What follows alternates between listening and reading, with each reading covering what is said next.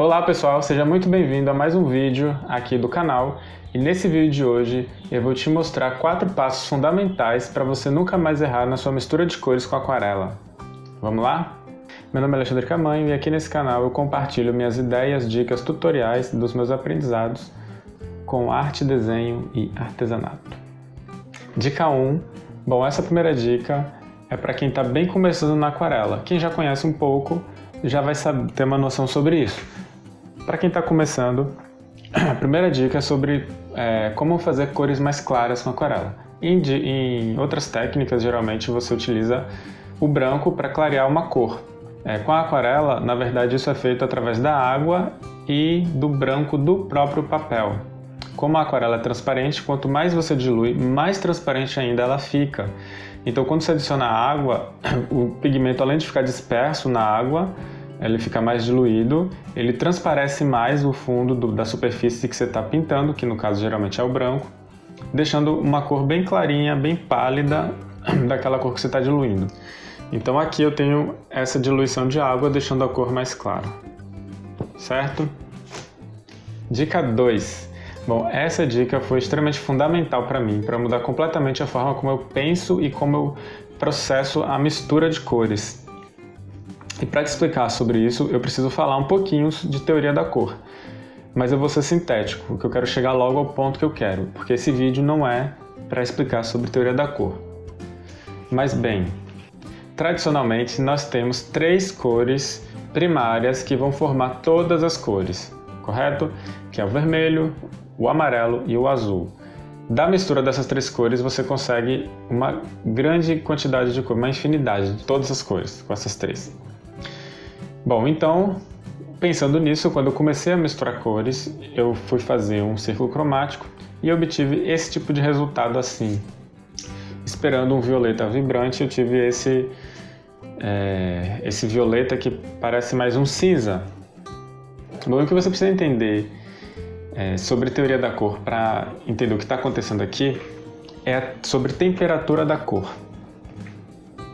Certo? Numa roda cromática nós temos os amarelos e vermelhos, desse lado são as cores quentes, e o azul, violetas e verdes são cores frias. Só que temperatura da cor é um conceito relativo, não é absoluto. Então você pode ter, ao comparar, por exemplo, 2 vermelhos, ou 2 amarelos, ou 2 azuis, você vai ter um deles que é mais quente do que o outro, certo? Então aqui nessa roda, por exemplo, esse vermelho aqui, ele se deslocando para cá, os vermelhos que se deslocam em direção ao laranja, em uma roda cromática qualquer, eles são mais quentes. E os vermelhos que se deslocam, que são mais similares, digamos assim, para o violeta, eles são as cores frias. O amarelo, o azul, a mesma coisa. Os azuis que vêm para esse lado aqui do verde, eles são mais frios do que os azuis que estão indo para o vermelho, para o violeta, certo? Essa parte aqui é mais quente em relação a esses azuis do que essa parte aqui, ok? Então, se eu pego esse azul especificamente e esse vermelho especificamente, eles são um azul e um vermelho que estão se deslocando para longe dessa área aqui dos violetas, eles estão vindo para cá, porque este azul é um azul frio. Ele vem para cá, ele é bom para fazer verdes, e esse vermelho é um vermelho quente, ele está mais deslocado para o lado do laranja, é um vermelho bom para fazer laranjas, então. E por isso, quando você pega esses dois que estão indo para os lados opostos em relação ao violeta, você não consegue um violeta muito vibrante, diferente desse outro aqui, certo? Aqui eu tenho um vermelho que ele é mais frio, ele está se deslocando para os violetas, ele nesse caso aqui é o rosa permanente, e vermelhos, cores rosa nada mais é do que um vermelho um pouco mais diluído, como se fosse um vermelho com branco, né? Um vermelho mais fraco, e os rosas, e eles são geralmente mais frios, indo para o violeta. E isso que eu estou explicando aqui sobre os violetas é para qualquer cor. Nessa roda específica que eu fiz, eu tive verdes e laranjas legais, mas a depender das cores envolvidas na mistura, pode acontecer o mesmo tipo de resultado que aconteceu com este violeta aqui. Pode ser um verde ou um laranja mais acinzentado. Então, é bom prestar atenção nisso e entender isso. Dica 3. Conheça a sua paleta de cores, conheça o seu estojo de cores, certo? O que eu acabei de falar sobre as rodas cromáticas, é importante que quando você adquira uma cor nova, um estojo de cores, algumas cores, você faça vários tipos e vários padrões dessas rodas cromáticas. Escolha vermelhos, azuis e amarelos diferentes e faça isso para ver o tipo de resultado que você quer, o tipo de resultado que você atinge. Assim você vai conseguir entender sobre o que eu expliquei na dica 2, da temperatura das cores, e entender qual cor, qual amarelo, qual azul e qual vermelho, né, são melhores para misturar nas cores secundárias que você quer ter, né, que você quer alcançar com aquela mistura.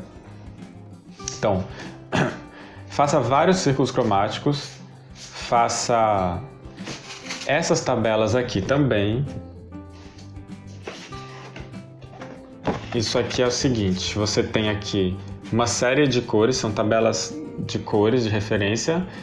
Você vai colocar suas cores nessa diagonal, aqui embaixo. E nessa área aqui você vai ter as cores intermediárias. Então, por exemplo, esse quadrado aqui é a cor intermediária esse quadrado aqui é a cor intermediária desse vermelho com esse amarelo aqui, tá vendo? E vai construindo todo esse bloco aqui. Aqui embaixo a mesma coisa, mas com a cor bastante diluída. Então você tem um novo estojo de cores, faça isso aqui para ver as cores que você consegue com elas. Outra coisa para fazer esse exercício aqui. Isso aqui é similar à roda cromática, esse lado. Você tem aqui as 3 cores primárias de um lado e do outro. E aqui você vai fazer a transição entre elas. Então no ponto do meio você tem exatamente a cor intermediária, a cor secundária, o violeta, o verde e o laranja. Aqui você vai pegar as cores, as cores secundárias que estão aqui e vai fazer a transição para as cores, para a cor oposta complementar àquela cor para conseguir os marrons.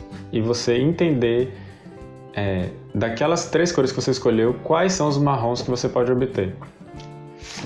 Rapidamente falando, a cor oposta complementar é a cor que está exatamente oposta aqui em uma roda cromática. Então o verde, o oposto complementar do verde é o vermelho, o oposto complementar do amarelo é o violeta, e assim vai. Então com isso você vai fazer essas transições com as opostas complementares e obter os tons marrons. Então, resumindo a dica 3, faça vários exercícios, misture suas cores previamente e tenha essas referências na hora de pintar, para você escolher sua cor. Dica 4. Quando você for pintar, antes de colocar o pincel no papel, teste suas cores em um pedaço de papel separado. Separe algumas tiras de papel e pinte para ver se chegou na tonalidade que você quer. Para testar efeitos na pintura também que você quer experimentar na sua pintura, teste um papel previamente, efeitos, texturas diferentes, as cores que você quer misturar. Teste e vê como fica antes de aplicar no papel.